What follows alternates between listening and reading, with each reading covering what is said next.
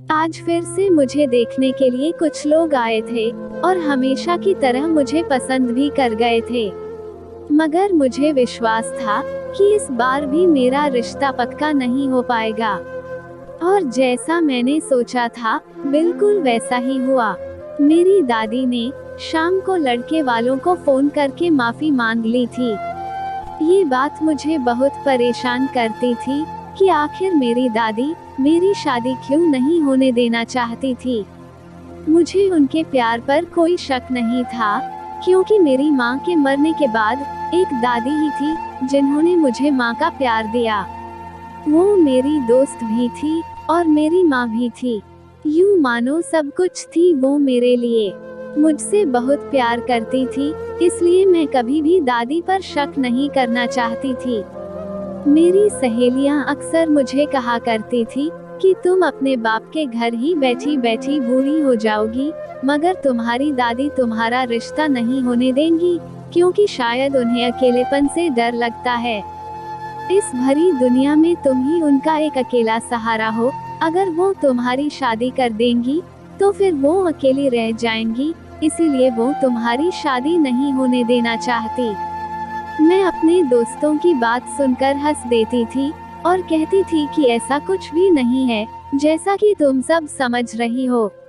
मेरी दादी किसी अरे गहरे से मेरी शादी नहीं करवाना चाहती, वो मेरे लिए कोई बहुत ही खास लड़का ढूंढना चाहती हैं। यह मैं सिर्फ अपने दोस्तों से ही नहीं, लेकिन खुद से भी कहा करती थी, जब मेरा रिश्ता पक्का नहीं होता था। लेकिन अब जब दादी हर रिश्ते के लिए मना करती थी, तो मुझे भी कुछ अजीब सा महसूस होता था। और मैं सोचने पर मजबूर हो जाती कि क्या मेरी सारी सहेलियां सही कहती थी, क्या सच में मेरी दादी मेरी शादी नहीं होने देना चाहती। आज जब पापा शाम को घर आए, तो मेरी बुआ ने कहा कि आज जो लोग कोमल को देखने आए थे, वो लोग आपको कैसे लगे। मेरी बुआ की बात सुनकर दादी कहने लगी, बिल्कुल भी अच्छे नहीं थे, पता नहीं कहां से आ गए थे, बिल्कुल ही कंगाल लग रहे थे। मैं अपनी पोती का रिश्ता ऐसे लोगों में बिल्कुल नहीं होने दूंगी। मैंने महसूस किया था कि पापा के माथे पर पड़ी सिलवटें साफ साफ जाहिर कर रही थी कि वो आज बहुत गुस्से में थे। मगर फिर भी अपने शब्दों को धीमा रखकर बोले, मम्मी, आपको याद है ना, कोमल पूरे 24 साल की हो गई है। अभी तो इसके लिए रिश्ते आ रहे हैं, लेकिन 1-2 साल और गुजर गए तो लोग हमारे घर आना भी छोड़ देंगे। फिर आप कहां से इसके लिए अच्छे रिश्ते खोज लाएंगी। दादी गुस्से से बोली, मैं भले ही कोमल की मां नहीं हूँ, मगर मैंने उसे मां बनकर ही पाला है। मैंने तुम्हें पहले ही बता दिया है कि दुनिया इधर की उधर हो जाए, मैं इसकी शादी वहीं करूंगी जहां मेरा दिल मानेगा। तब पापा ने कहा, मम्मी, अगर आपको उम्र भर कोई रिश्ता पसंद ही नहीं आया तो फिर क्या होगा। दादी ने बहुत ही शीतल शब्दों में कहा, फिर क्या, मैं अपनी पोती को घर बिठाकर रखूंगी। उसकी 2 रोटियां मुझ पर बोझ नहीं हैं, मैं उसे अपने साथ रख लूंगी। दादी की बातें सुनकर मुझे एहसास हुआ कि मेरे दोस्तों की भविष्यवाणी बिल्कुल ठीक थी। दादी मेरी शादी ही नहीं करना चाहती थी ताकि वो अकेली ना रह जाएं। मुझे बहुत अफसोस हो रहा था कि क्या मैं उम्र भर यूं ही कुंवारी बैठी रहूंगी, जबकि मेरी उम्र की सारी लड़कियों की शादियां हो चुकी थी।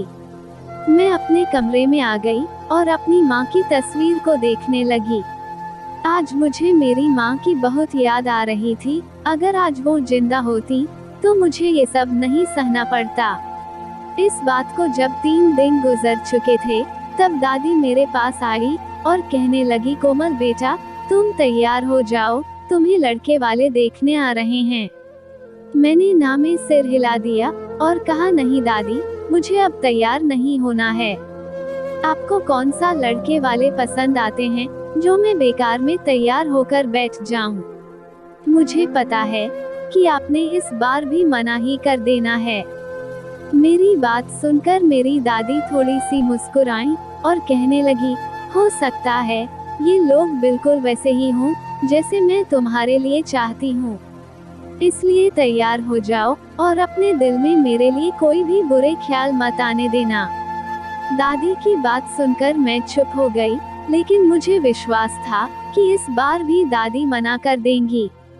मगर फिर भी दादी की खुशी की खातिर मैं तैयार होकर उन लोगों के सामने चली गई। आज मुझे देखने के लिए 2 औरतें और एक मर्द आया था।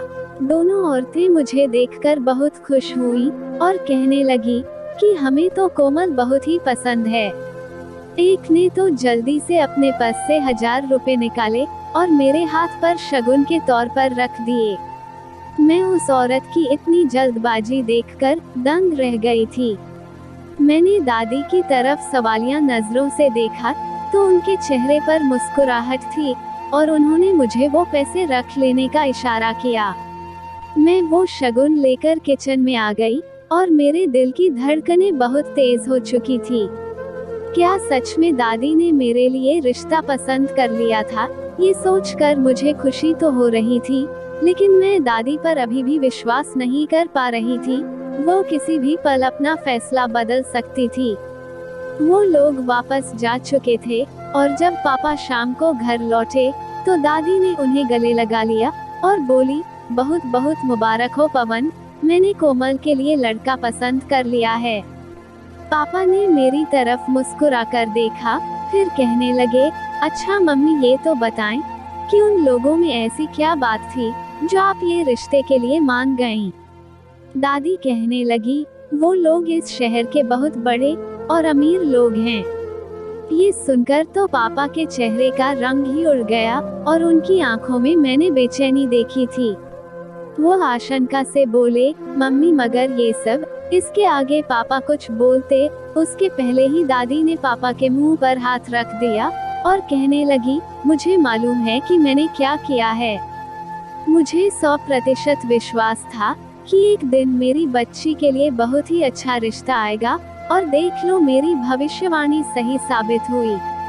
पापा ने ना में सिर हिला दिया और बोले, नहीं मम्मी, मैं अपनी बेटी की शादी वहाँ पर कभी नहीं करूँगा जहाँ हमारा कोई जोड़ ही नहीं बनता हो। ऐसे बेजोड़ के रिश्तों में हमेशा एक लड़की ही दबकर रह जाती है और सब कुछ उसे ही सहना पड़ता है। मैंने अपनी बेटी को इतने लाड प्यार से पाला है तो इसलिए नहीं पाला कि वो लोगों की बातें सुनती रहे। तब दादी कहने लगी, बस बस पवन, अब तुम चुप ही रहोगे।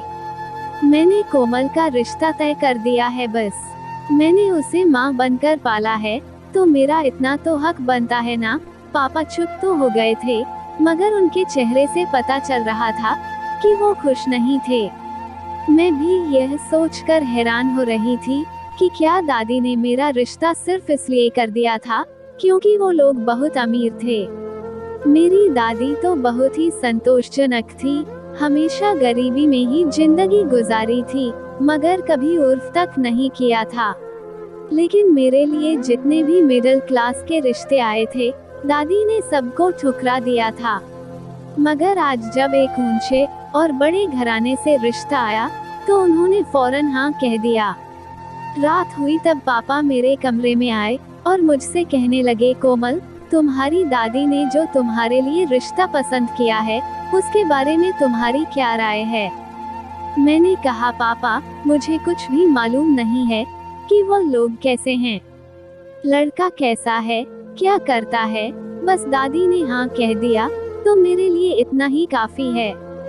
मुझे शादी आप दोनों की मर्जी से ही तो करनी है, आप जहाँ कहेंगे मैं सिर झुका दूंगी। पापा मुस्कुराने लगे और फिर बोले, लेकिन मैं इस रिश्ते पर राजी नहीं हूँ। मैं एक गरीब इंसान हूँ और तुम्हारा रिश्ता बहुत ही ऊंचे घराने से आया है। मैं सारी उम्र भी मेहनत मजदूरी करता रहूँगा तो भी उन लोगों की बराबरी नहीं कर सकता और न ही उनकी हैसियत के अनुसार दहेज दे सकता हूँ।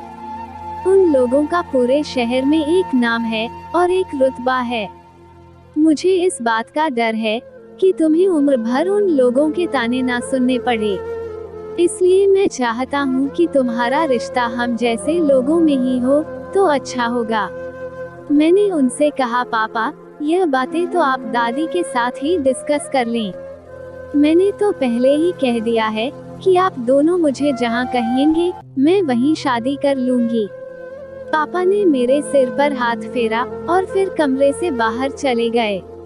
मुझे नहीं पता कि दादी और पापा में क्या बातें हुई और क्या नहीं, लेकिन पापा इस रिश्ते के लिए मान गए थे। मेरे ससुराल वालों ने कहा था कि वह दहेज के नाम पर एक सुई भी नहीं लेंगे और शादी भी बहुत ही सादगी से करना चाहते थे। पापा को इन बातों ने भी बहुत परेशान कर रखा था, मगर उन्होंने दादी की जिद के आगे हार मान ली थी। आखिरकार मेरी शादी हो ही गई और विदाई के समय दादी मेरे पास आई और कान में बोली, तुम बहुत बड़ी हवेली की बहू बनकर जा रही हो, तो थोड़ा होशियार रहना। उन लोगों में ठीक से घुल मिल जाना और तुम्हें जो भी पैसे और जेवर मिलेंगे उन्हें संभाल कर रखना। और फिर जब तुम हमसे मिलने यहाँ आओगी तो सारे पैसे और जेवर यहाँ ले आना और मुझे दे देना। मैंने हैरत से दादी की तरफ देखा और सोचा, क्या दादी इतनी ज्यादा लालची बन गई थी कि वो मुझसे पैसों की मांग कर रही थी? क्या पता उन्होंने मेरी शादी अमीर लोगों में अपने लालच की खातिर ही की हो। मैं अपने दिल में हजारों उलझने लेकर हवेली की बहू बनकर यहाँ आ गई थी। मुझे इस बात की फिक्र भी थी कि ना जाने मेरा पति कैसा होगा। इंतजार की घड़ियां खत्म हो गई जब मेरे कमरे का दरवाजा खुला और मेरे पति अंदर आए। वो मेरे पास आकर बेड पर बैठ गए और मुस्कुराकर कहने लगे, शादी बहुत बहुत मुबारक हो कोमल। मैंने नजर उठाकर अपने पति की तरफ देखा तो वो पहली नजर में ही मुझे बहुत पसंद आ गए। वो बहुत ही हैंडसम और स्मार्ट थे। मेरे पति विकास बहुत ही धीरे धीरे बातें कर रहे थे। उनके बात करने के अंदाज में जैसे चाशनी घुली हुई थी।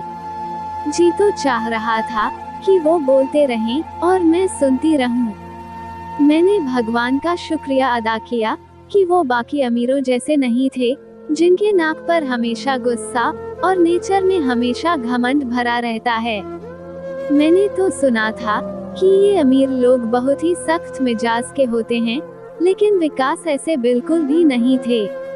विकास ने मुझे कहा, कोमल, हमारी हवेली में तुम्हें तरह तरह के चैलेंज का सामना करना होगा, मगर मैं तुमसे वादा करता हूँ कि मैं हमेशा तुम्हारा साथ दूंगा। मुझे इस बात की खुशी थी कि मेरा जीवन साथी एक अच्छा इंसान था। अगली सुबह मैं तैयार होकर जब कमरे से बाहर आई तो हर कोई मेरी बलाएं ले रहा था। मेरे ससुराल में बहुत सारे लोग थे और जो भी मुझे देखता मेरे हाथ में हजारों रुपए थमा देता था। मैंने विकास से इस बारे में पूछा तो कहने लगे, ये हमारे यहाँ का रिवाज है, नई नवेली दुल्हन को हर कोई मुंह दिखाई का शगुन देता है। मैं बहुत सारे पैसे अपने पर्स में रखती जा रही थी, तब मुझे दादी की बात याद आई कि यह पैसे मुझे उनको देने हैं। मुझे बहुत अजीब महसूस हो रहा था कि मैं इतने सारे पैसे उन्हें कैसे दे सकती थी। अगर विकास या उनके घर वालों ने पैसों के बारे में पूछा तो मैं उन्हें क्या जवाब दूंगी। मैं इसी सोच में खोई हुई थी कि तभी एक अधेड़ उम्र की नौकरानी मेरी तरफ आई और उसने मेरे सिर पर हाथ रखा और बोली, मेम साहब, मैं आपको क्या तोहफा दूं? मैं मुस्कुराकर बोली, आप मुझे सदा सुहागन रहने का आशीर्वाद दें। उसने मेरे सिर पर हाथ रखकर मुझे आशीर्वाद दिया। तभी घर की बाकी नौकरानियां भी आ गई। सब की सब एक लाइन में खड़ी हो गई और एक एक करके आगे बढ़ती गईं और मुझे अपनी हैसियत के अनुसार कुछ ना कुछ देती गईं। मैंने अपनी सास की तरफ देखा कि मुझे घर की नौकरानियों से कुछ लेना चाहिए या नहीं। मेरी सास ने मुझे भेंट लेने का इशारा किया और जब वह चली गईं, तो मेरी सास मेरे पास आई और बोली, कोमल बेटा, भेंट हमेशा स्वीकार कर लेनी चाहिए। यह नहीं देखना चाहिए कि भेंट में क्या है और कौन दे रहा है। तुमने ये भेंट लेकर बहुत अच्छा किया। इस तरह उनका दिल भी खुश हो गया होगा कि घर की मालकिन ने हमारी भेंट स्वीकार कर ली। सास की बात सुनकर मैं मुस्कुरा दी और जब मेरी सास बाहर निकल गईं, तब सबसे पहले आने वाली नौकरानी मेरे पास आकर बोली, मेम साहब, मेरा नाम सुनीता है। मैं आज तो आपको कुछ भी नहीं दे पाई, लेकिन आप मेरा नाम याद कर लें। मैं आपको एक ऐसा तोहफा दूंगी कि आपकी जिंदगी बदल कर रह जाएगी। मैंने सुनीता का हाथ थाम लिया और कहा, आपने मुझे आशीर्वाद दे दिया, वही मेरे लिए बहुत है। बेकार में खुद को परेशान मत करिए। मैं इतना कहकर अपने पति के साथ आगे बढ़ गई। इस हवेली में बहुत सारे लोग रहते थे। मेरे सास ससुर, उनके 2 भाई, उनकी औलाद और उनके बेटों की बहुएं, सबके सब मुझसे बहुत प्यार करते थे। बहू बहू और भाभी भाभी कहकर थकते नहीं थे और मेरे पति भी बहुत अच्छे थे। एक दिन सुनीता सफाई के बहाने मेरे कमरे में आई और बोली, मेम साहब, अगर आपकी सास या पति आपसे कहे कि चलो तुम्हें हवेली का तहखाना दिखा दें, तो उनकी बात बिल्कुल भी मत मानना और उनके साथ जाने की गलती मत करना। मैंने सवालिया नजरों से सुनीता की तरफ देखा, लेकिन वह मेरे सवालों से बचने के लिए जल्दी से बाहर निकल गई, जबकि मैं तो उसकी यह बात सुनकर दंग रह गई थी कि वो आखिर ऐसा क्यों कह रही थी। अब तो मेरे दिल में कई सवाल उठ रहे थे। मैंने सोच लिया था कि सुनीता से पूछकर ही रहूंगी कि उसने ऐसा क्यों कहा था। थोड़ी देर बाद ही मेरे पति कमरे में आ गए और उन्होंने मुझसे पूछा कि तुम इतनी परेशान सी क्यों बैठी हो। मैंने ना में सिर हिला दिया और कहा, ऐसी तो कोई बात नहीं है। मैं नहीं चाहती थी कि विकास को पता चले कि सुनीता ने मुझसे ऐसी कोई बात की है। खैर, मैं सारा दिन सुनीता से बात करने का मौका तलाश करती रही, मगर वो आज तो मुझे अकेली मिली ही नहीं। कभी किचन में दूसरे नौकरों के साथ मिलकर काम कर रही होती, तो कभी बाहर हॉल में सबके सामने सफाई कर रही होती। रात के 10 बजे तक मैंने मौका तलाश करने की पूरी कोशिश की, लेकिन वो मुझे अकेली नहीं मिली, तो मैं अपने कमरे में सोने के लिए चली गई। मैंने सोच लिया था कि सुबह मैं सुनीता को किसी भी बहाने से अपने कमरे में बुला लूंगी और उससे पूछूंगी कि उसने मुझसे ये सब क्यों कहा था। सुबह जब मैं और विकास नाश्ते के लिए कमरे से बाहर निकले, तो सुनीता हॉल में ही खड़ी थी। मैं जल्दी से आगे बढ़ी और कहा, सुनीता, मेरा नाश्ता खत्म होने के बाद तुम मेरे कमरे में आ जाना, मुझे तुमसे कमरे की अच्छे से सफाई करवानी है। और उसने हाँ में सिर हिला दिया। हम सब ने बहुत ही अच्छे माहौल में साथ बैठकर नाश्ता किया और जब मैं उठकर अपने कमरे में जाने लगी, तो मेरी सास ने कहा, कोमल, टेबल पर जितने भी बर्तन पड़े हैं, सबके सब उठाकर किचन में रख दो। मैंने संदेह की नजरों से अपनी सास की तरफ देखा, तो वो कहने लगी, इस तरह क्यों देख रही हो? अभी तो मैंने तुमसे यह नहीं कहा है कि बर्तन धोकर भी रख देना। अभी कुछ दिन आराम कर लो, फिर तुम्हें खुद को अच्छी बहू भी तो साबित करना है।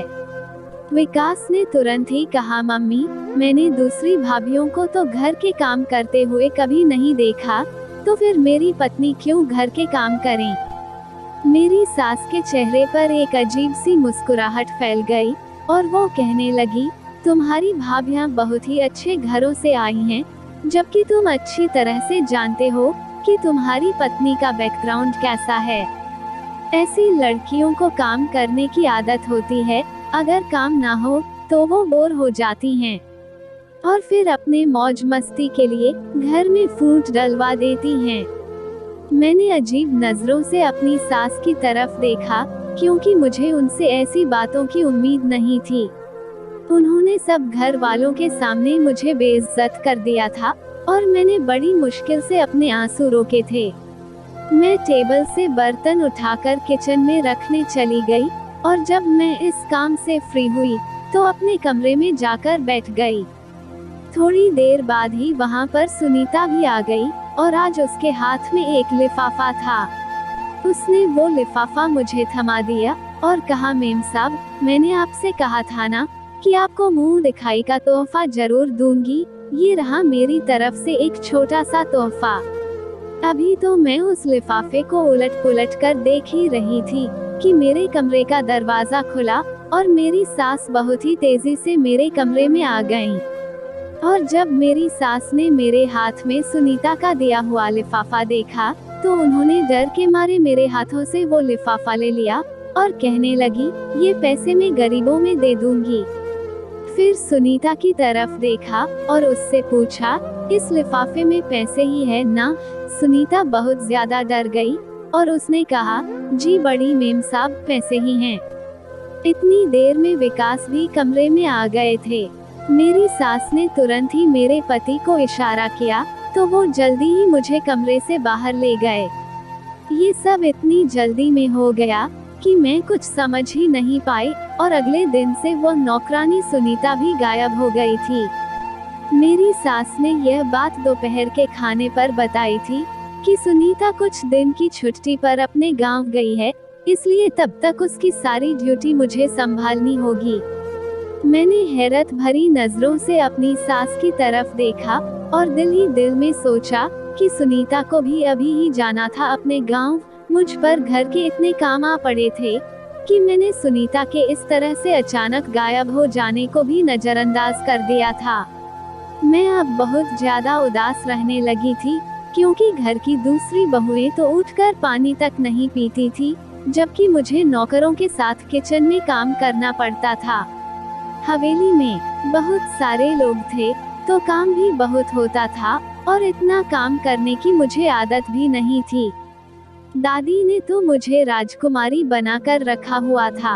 अब मुझे दादी से भी बहुत शिकायत थी कि उन्होंने मेरे साथ ऐसा क्यों किया। मेरी शादी ऐसे घराने में क्यों कर दी, जिनकी हैसियत हमसे 1000 गुना अच्छी थी। अगर मेरी शादी अपने जैसे लोगों में की गई होती, तो आज मुझे ये सब सहना नहीं पड़ता। ये सारी बातें सोचते हुए मेरी आंखों में आंसू आ गए थे कि तभी विकास कमरे में आ गए, और मेरा उदास चेहरा देखकर वो खुद भी उदास हो गए और कहने लगे, कोमल, मैं जानता हूँ कि तुम पर बहुत ज्यादा काम का बोझ आ पड़ा है और तुम इस वजह से खुश नहीं हो। मैंने मम्मी से इस बारे में बात की थी, मगर वो कहने लगी कि मैं अपनी बहू को इस घर की रानी बनाकर रखूंगी, बस मुझे कुछ दिन उसका इम्तिहान लेने दो। कोमल, तुम मम्मी के इकलौते बेटे की पत्नी हो, वो तुम्हारे साथ इस तरह का बर्ताव बहुत ज्यादा समय तक नहीं करेंगी। वो ये सब जानबूझकर कर रही हैं, ताकि देख सके कि तुम कितनी हिम्मत वाली हो। मैं विकास की इन बातों पर यकीन तो नहीं कर पाई थी, मगर फिर भी उनकी तसल्ली के लिए मुस्कुरा दी। यूं ही घर के काम करते करते 2 हफ्ते गुजर चुके थे और मुझे पता भी नहीं चला। एक दिन विकास ने मेरा हाथ पकड़कर मुझे आईने के सामने खड़ा कर दिया और कहा, देखो तो कोमल, क्या ये वही लड़की है जिसके साथ मेरी शादी हुई है? ये बिखरे हुए बाल, आंखों के आसपास काले घेरे, ये तुमने अपना क्या हुलिया बना लिया है? मैंने उनसे कहा, विकास, मैं क्या करूं? मुझ पर मेरी हिम्मत से भी ज्यादा बोझ डाल दिया गया है। विकास ने कहा, आज तुम घर के किसी काम को हाथ नहीं लगाओगी, आज तुम्हारा सारा समय सिर्फ मेरा होगा। मैं तुम्हें अपने साथ बाहर लेकर जाऊंगा और घुमाऊंगा फिराऊंगा। मैं फीकी सी हंसी हंस दी और बोली कि क्या तुम्हें इस बात की अनुमति मिल जाएगी? मुझे विश्वास नहीं हो रहा था कि ऐसा हो सकता है, लेकिन मैं हैरान तब हो गई जब विकास सच में मुझे अपने साथ ले गए थे। उन्होंने मुझे एक बहुत ही अच्छी सी जगह लंच करवाया और फिर मुझे शॉपिंग के लिए भी ले गए। मैं कपड़े खरीदने के लिए जब एक दुकान में गई, तब विकास ने कहा कि तुम इधर ही बैठो, मैं तुम्हारे लिए जूस लेकर आता हूँ। मैंने हाँ में सिर हिला दिया, और जब मैं कपड़े देख रही थी, तब किसी ने मुझे मेरा हाथ पकड़कर बुलाया। मैं तो उसे देखकर चौंक गई थी, क्योंकि मेरे सामने हमारी नौकरानी सुनीता खड़ी थी। वो मुझसे कहने लगी कि किसी भी तरह वो लिफाफा खोलकर देख लो तो तुम्हारी जान बच जाएगी। इतना कहकर वो वहां से गायब हो गई। मैं हैरान परेशान सी वहीं बैठ गई और सोचने लगी कि सुनीता तो इसी शहर में है, फिर मेरी सास ने झूठ क्यों बोला कि वो अपने गांव गई है। और ये सुनीता बार बार मुझे ये क्यों बताती है कि मेरी जान को खतरा है। जरूर कुछ बहुत ज्यादा खतरनाक होने वाला है मेरे साथ। मैंने सोच लिया था कि अब मैं वो लिफाफा हर हाल में ढूंढ कर रहूंगी और उसे देखकर ही रहूंगी। जैसे ही विकास जूस लेकर आए तो मैंने उनसे घर चलने को कहा। वो भी हैरान हो गए और कहने लगे कि पहले कपड़े तो खरीद लो, फिर चले जाएंगे। लेकिन मैंने ना में सिर हिला दिया और कहा, मुझे अभी घर जाना है, मेरे सिर में बहुत तेज दर्द हो रहा है। विकास ने मेरी बात मान ली और मैं वापस घर आ गई। सफाई करने के बहाने से मैंने पूरा घर छान मारा और मेरे पूरे शरीर में दर्द होने लगा था।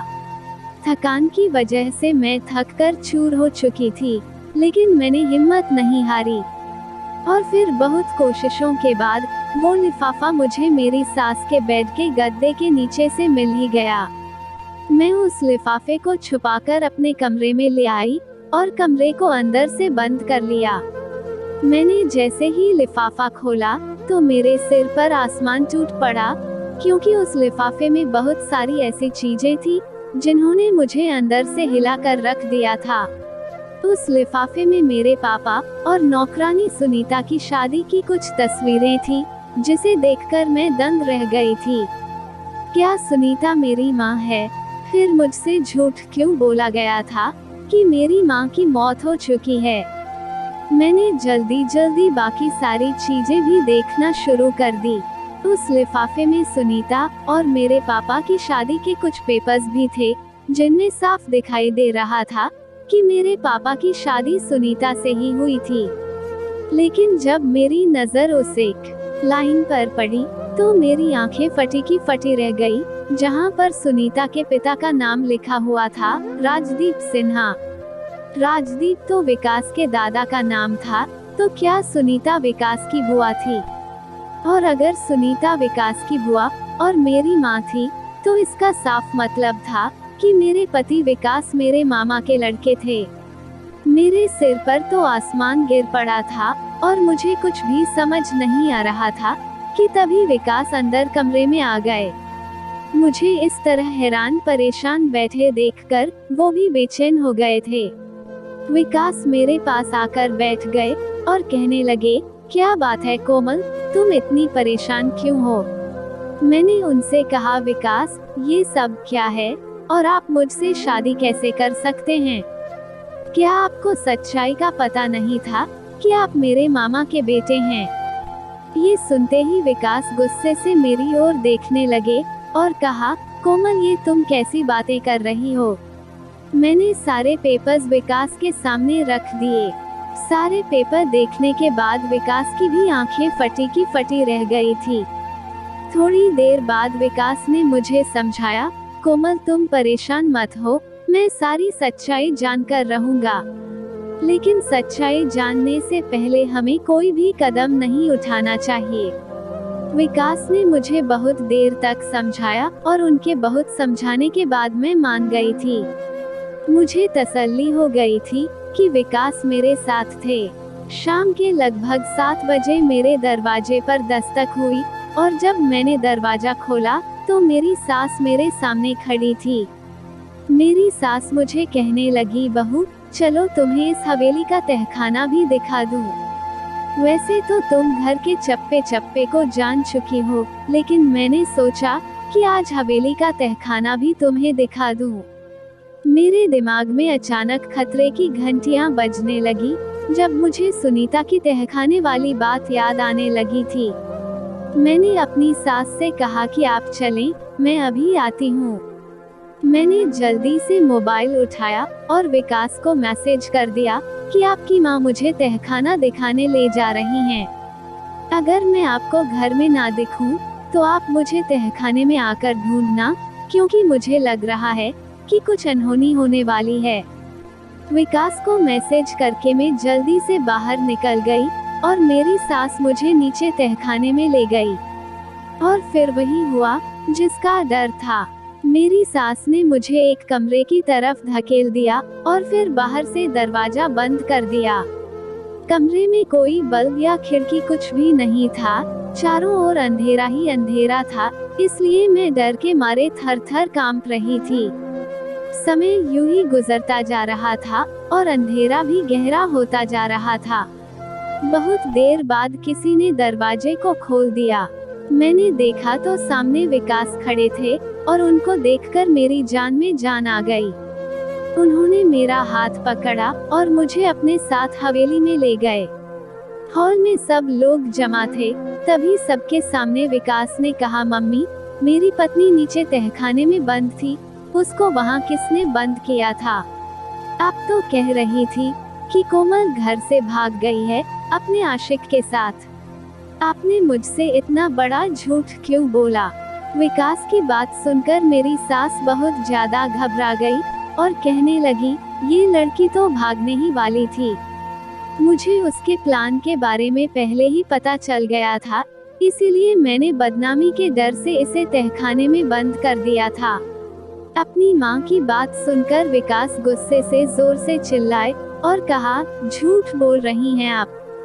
तब मेरे ससुर आगे बढ़े और बोले कि ऐसा करने के लिए मैंने ही तुम्हारी माँ से कहा था कि जाकर कोमल को तहखाने में बंद कर दो। आज मैं तुमको इसकी वजह भी बता ही देता हूँ कि हम कोमल की जान क्यों लेना चाहते थे। ये लड़की कोमल सुनीता की बेटी है, लेकिन सुनीता हमारी सगी बहन नहीं थी, मेरे पिताजी के दोस्त की बेटी थी। सुनीता के माँ बाप एक एक्सीडेंट में मारे गए थे, तो पिताजी सुनीता को अपने साथ ले आए थे। हम 3 भाई थे और हमारी कोई बहन नहीं थी। सुनीता के आने से हम भी खुश हो गए थे, लेकिन उस समय से हमें सुनीता से नफरत हो गई, जब पिताजी ने जायदाद का एक बड़ा हिस्सा सुनीता के नाम कर दिया। हम तीनों भाई नहीं चाहते थे कि हमारी जायदाद घर से बाहर जाए, और फिर धीरे धीरे हम तीनों भाई सुनीता से नफरत करने लगे थे। फिर सुनीता ने सोने पर सुहागा किया कि उसने घर के नौकर से भागकर शादी कर ली, लेकिन उसके बाद भी पिताजी ने सुनीता का हिस्सा वापस हमारे नाम पर नहीं किया और कहने लगे कि यह सुनीता की जिंदगी है, वो जिसके साथ चाहे शादी कर सकती है। तब तो हम तीनों भाई खून का घूंट पीकर रह गए थे, लेकिन पिताजी के मरने के बाद हमने सुनीता को तलाश करना शुरू कर दिया और कुछ समय बाद ही हमें सुनीता मिल भी गई थी। सुनीता के पति की गैर मौजूदगी में हम उसके घर पहुंचे और सुनीता के पति को बताए बगैर ही हम उसे जबरदस्ती अपने घर ले आए और अपनी हवेली में नौकरानी बना दिया। बाद में पता चला कि सुनीता की एक बेटी भी है और सुनीता ने अपनी सारी जायदाद अपनी बेटी के नाम पर कर दी है। उसने अपनी वसीयत में पहले ही लिखा था कि जब तक मेरी बेटी 25 साल की नहीं हो जाती, तब तक वो जायदाद किसी के नाम पर नहीं जा सकती। जब सुनीता की बेटी कोमल 25 साल की हो जाती, तो वो खुद अपनी मर्जी से वो जायदाद किसी के भी नाम पर कर सकती थी। लेकिन अगर किसी भी हालात में कोमल की अचानक मौत हो जाती है, तो उस कंडीशन में जायदाद वापस सुनीता के नाम पर आ जाती और फिर हम सुनीता से जबरदस्ती वो जायदाद अपने नाम पर करवा लेते। इसलिए हमने सुनीता की बेटी का पता लगाया और तुम्हारी शादी सुनीता की बेटी के साथ करा दी। अब कोमल 25 साल की हो चुकी है, तो मैंने और तुम्हारी माँ ने और तुम्हारे ताऊजी और चाचा ने मिलकर ही ये प्लान बनाया था कि हम कोमल को तहखाने में बंद कर देंगे और वो वहीं घुट घुट कर मर जाएगी, और फिर सारी जायदाद सुनीता के नाम पर आने के बाद हमारे नाम हो जाएगी। लेकिन हमें डर था कि कहीं सुनीता अपनी बेटी को सारी सच्चाई ना बता दे, इसलिए सुनीता को इस हवेली से निकालकर दूसरी हवेली में भिजवा दिया था और आज कोमल को तहखाने में बंद कर दिया। अपने ससुर के मुंह से यह बातें सुनकर मैं बहुत ही डर गई थी, जबकि विकास गुस्से में चिल्लाने लगे थे, शर्म आती है मुझे आप लोगों को अपना माँ बाप कहते हुए। आप जायदाद के लालच में इस कदर अंधे हो गए थे कि सारे रिश्तों को ही दांव पर लगा दिया। भले ही सुनीता आपकी सगी बहन नहीं थी, लेकिन दादाजी ने तो उसे सगी बेटी बनाकर ही पाला था। कम से कम उस रिश्ते का ही लिहाज कर लेते। आज से मैं आप लोगों से अपने सारे रिश्ते नाते खत्म करता हूँ। ये कहकर विकास ने मेरा हाथ पकड़ा और दूसरी हवेली जाकर मेरी माँ को साथ लिया और फिर हम सब अपने घर आ गए थे। मम्मी पापा एक दूसरे को देखकर फूट फूट कर रो रहे थे। तब दादी बोली, अब तुम्हें समझ में आया कि मैं तुम्हारी बेटी के हर रिश्ते से क्यों इनकार करती थी। क्योंकि मुझे अपनी बहू सुनीता को बचाना था और यह काम मेरी कोमल ही कर सकती थी। क्योंकि मुझे पता था कि सुनीता ने अपनी सारी जायदाद कोमल के नाम पर कर दी है और एक ना एक दिन सुनीता के वो लालची भाई सुनीता को ढूंढते हुए जरूर आएंगे। और वैसा ही हुआ। वो सुनीता को यहाँ से लेकर तो चले गए थे, लेकिन सुनीता को उन्होंने कैद कर लिया था। मुझे ये भी विश्वास था कि जब उन लोगों को पता चलेगा कि सारी जायदाद कोमल के नाम पर है, तो वो लोग कुछ ना कुछ ऐसा जरूर करेंगे कि वह जायदाद उनके नाम पर हो जाए। और मैं उनसे उठने वाले उसी कदम का इंतजार कर रही थी। लेकिन इससे पहले मैं कोमल की शादी कहीं और नहीं करवाना चाहती थी। और फिर जैसा मैंने सोचा था, वो लोग खुद ही कोमल का रिश्ता लेकर आ गए। मैं जानती थी कि उनकी तरफ से यह शादी सिर्फ एक दिखावा है। वो तो सिर्फ कोमल की जायदाद लेना चाहते थे। लेकिन फिर भी सुनीता को बचाने के लिए मैंने अपने दिल पर पत्थर रखकर मेरी कोमल की शादी विकास से करा दी।